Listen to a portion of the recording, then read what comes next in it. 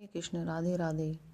जल, थल और अग्नि आदि में सर्वत्र अपने इष्ट का ही दर्शन करूंगा, यह प्रतिज्ञा श्री नामदेव जी की उसी प्रकार निभी जैसे कि त्रेता युग में नरसिंह भगवान के दास श्री प्रहलाद जी की निभी थी।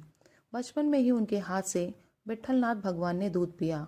एक मरी हुई गाय को आपने जीवित करके असुर यवनों को अपने भजन बल का परिचय दिया। फिर उस यवन राजा के द्वारा दी गई शैया को नदी के अथाह जल में डाल दिया। उसके आग्रह पर उसी तरह की अनेक शैयाएं निकालकर दिखा दी। पंढरपुर में पंडरीनाथ भगवान के मंदिर का द्वार उलटकर आपकी ओर हो गया। इस चमत्कार को देखकर मंदिर के पुजारी, सभी श्रोत्रिय ब्राह्मण लोग संकुचित और लज्जित हो गए। प्रेम के प्रभाव से पंडरनाथ भगवान आपके पीछे पीछे चलने वाले सेवक की तरह कार्य करते थे। आग से जल जाने पर अपने हाथों से भगवान ने आपका छप्पर छाया। नामदेव जी के जन्म की दिव्य घटना।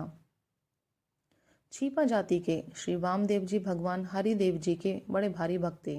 उनकी एक लड़की गौड़ाई थोड़ी ही आयु में विधवा हो गई। जब वह 12 साल की हो गई तब वामदेव जी ने उससे कहा, तुम घर में विराजमान श्री ठाकुर जी की सेवा सावधान मन से अच्छी प्रकार किया करो, इससे शीघ्र ही तेरे सब मनोरथ पूर्ण होंगे।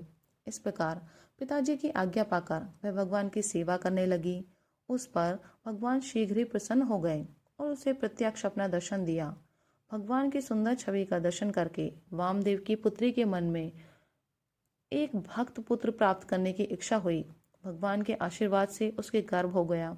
उसके गर्भ की चर्चा स्थान स्थान पर चलने लगी।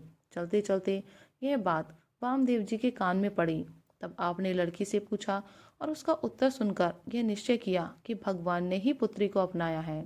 समय पूर्ण होने पर बालक का जन्म हुआ और वामदेव जी ने उसका नाम नामदेव रखा।